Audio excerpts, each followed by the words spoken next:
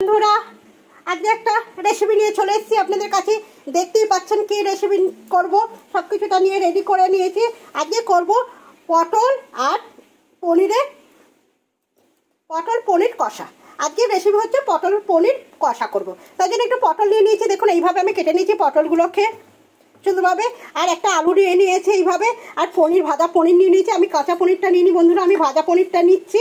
আর করার জন্য নিয়েছি যে টমেটো নিয়ে নিয়েছি 4টে ছোটো সাইজের, কাঁচা লঙ্কা শুকনো লঙ্কা নিয়ে নিয়েছি, ফোড়নের জন্য তেজপাতা লঙ্কা নিয়ে নিয়েছি, আর মশলা নিয়ে নিয়েছি আদা জিরে আর ধনে, আর নুন আর হলুদের কথা তো বলতেই হয় না, এটা না দিলে তো তাদের সৌন্দর্যটাও বাড়বে না আর খেতেও ভালো লাগবে না, তাই না? এই পটল আর পনিরের কষাটা কিন্তু খুব ভালো লাগে, দারুণ লাগে পটল পনিরের কষা। চলুন এবার কড়াইতে আমি তেল দিয়েছি, দিয়ে কিন্তু আমি পটলগুলোকে সুন্দরভাবে ভেজে নেবো, একদম লাল লাল করে কিন্তু ভাজবো। পটল পনির যেহেতু কষা বলে কথা, সেই কষার মতনই কিন্তু আমি করবো। দিয়ে দিলাম একটু পরিমাণে হলুদ আর সামান্য পরিমাণে লবণ, দিয়ে এটাকে কিন্তু সুন্দরভাবে ভেজে নেব। পনির আমার ভাজতে লাগবে না, যেহেতু আমি ভাজা পনিরটা ব্যবহার করছি বন্ধুরা।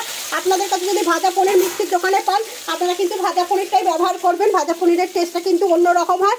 আর না হলে কাঁচা পনিরকে এনে বাড়িতে ভেজে নেবেন, কিন্তু ভাজা পনির দিয়ে এই পটল কষাটা করলে কিন্তু বেশি সুন্দর লাগে খেতে। চলুন করতে থাকি, পটলগুলো ভাজা হোক, দেখতে থাকুন। আমি তার মধ্যে মশলাটা করে নিয়ে নিলাম আদা ধনে আর জিরে, আর নিয়ে নিলাম কাঁচা লঙ্কা শুকনো লঙ্কা।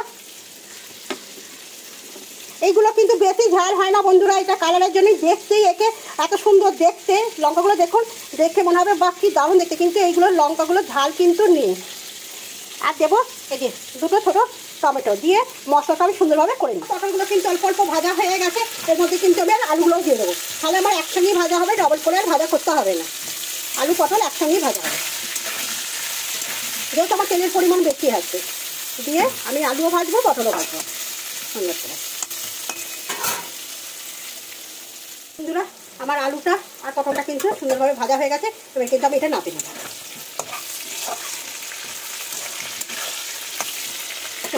আমি নামিয়ে দিই।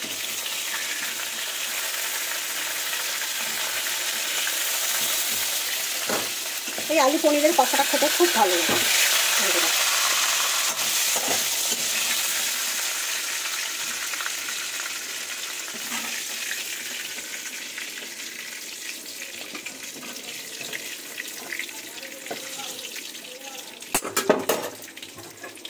কড়াইতে অনেকটাই তেল আছে, আমার তেল দিতে লাগবে না বন্ধুরা। আর একটা আছে, এর মধ্যে এই যে তেজপাতা আর শুকনো লঙ্কা দিয়ে দিলাম ফোড়নে, টমেটো দিয়ে দিলাম।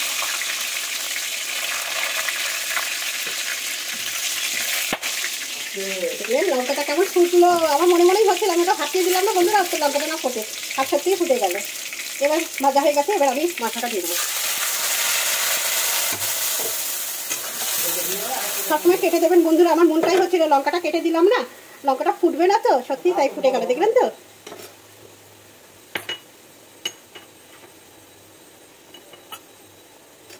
এবার দেবো স্বাদ মতন হলুদ লবণ। আর বন্ধুরা আপনাদের আমি একটা জিনিস দেখাতে ভুলে গেছি, আমি যখন মিক্সি করছিলাম তখন কিন্তু আমি মশলার সঙ্গে অল্প একটু চিনির দানা কিন্তু দিয়ে মিক্সিটা একবারে করে নিয়েছি। ভালো করে টকবক করে ফুটছে, এর মধ্যে কিন্তু আমি কী করবো বন্ধুরা, পটল আর এটা যে ভেজে রেখেছি সেটা দিয়ে দেবো। দিয়ে আমি যেরকম করি প্রতিবারই আমি করি, একইভাবে করি। এই যে দিয়ে দিলাম, দিয়ে কিন্তু আমার আলুও সেদ্ধ হবে, সমস্ত কিছু সেদ্ধ হবে, আর মশলাও কিন্তু আমার সঙ্গে সঙ্গে কষা হবে। মশলা কষা অপেক্ষা করি, আমি ঢাকা দিয়ে দিই, মশলাও কষবে, আলু পটলও সেদ্ধ হবে।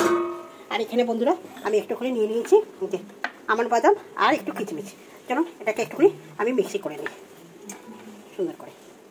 দিয়ে দিয়েছি বাদাম আর কিচমিচ বাটাটা, একটু জল দিয়েও কিন্তু আমি দিয়ে দিলাম, মশলা জল ধোয়াটা দিয়ে। কিন্তু এবার টকবক করে ফুটলে কিন্তু আমার পনির পটলের কষাটা হয়ে যায়। আর একটা জিনিস আছে সেটা দেবো, দিলেই কিন্তু কমপ্লিট। এই দেখুন বন্ধুরা পটল পনির কিন্তু সুন্দরভাবে ফুটে গেছে। এর মধ্যে কি দেবো, এবার একটু বাটার দিয়ে দেবো। আপনাদের কাছে ঘি থাকলে আপনারা ঘি দেবেন, আমার কাছে বাটার আছে তাই আমি বাটার দিলাম। দেখতেই পাচ্ছেন পনিরগুলো একদম ফুলে কিন্তু বড় বড় হয়ে গেছে একদম। আমার পটল পনির কষাটা কিন্তু একদম কমপ্লিট বন্ধুরা। ব্যাস, এবার একটুখানি ঢাকা দিয়ে দেবো, দিয়েই কিন্তু নাপিয়ে নেব।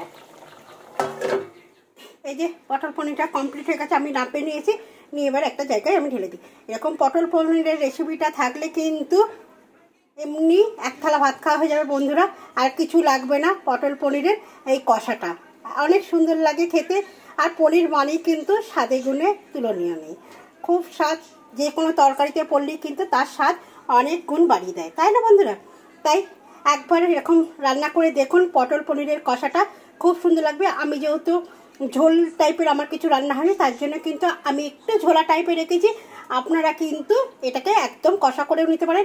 আর কালারের যদি কথা বলেন, অনেকে দেখি কি এই লাল কালারগুলো ব্যবহার করে, আমি কিন্তু করি না বন্ধুরা। লাল কালার বলতে কি, লাল যে শুকনো লঙ্কাগুলো হয় তরকারির কালার, সেটা না।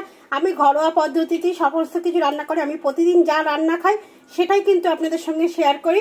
তাই আমি কাঁচা লঙ্কা আর ওই শুকনো লঙ্কা মিক্সড করেই কিন্তু তরকারি করেছি, তাই কিন্তু কালারটা এরকম। আপনারা যদি মনে করেন যে কালার আরও সুন্দর দেখতে হলে ভালো লাগবে, তাহলে কিন্তু আপনারা কাশ্মীরি লঙ্কার গুঁড়োটা ব্যবহার করতে পারেন, তাহলে কিন্তু কালারটা অনেকটা সুন্দর চলে আসবে।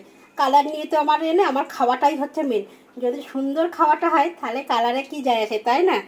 সুন্দর নিয়ে কথা। একবার এরকম পটল পনির কষা করে দেখুন বন্ধুরা, আশা করি আপনাদের খুব ভালো লাগবে। যদি ভালো লাগে দিদিভাই কিন্তু কমেন্ট করে জানাবেনই, আর একবার করে দেখুন পটল পনিরের এই কষাটা। শুভ দুপুর বন্ধুরা, সবাই ভালো থাকবেন, সুস্থ থাকবেন।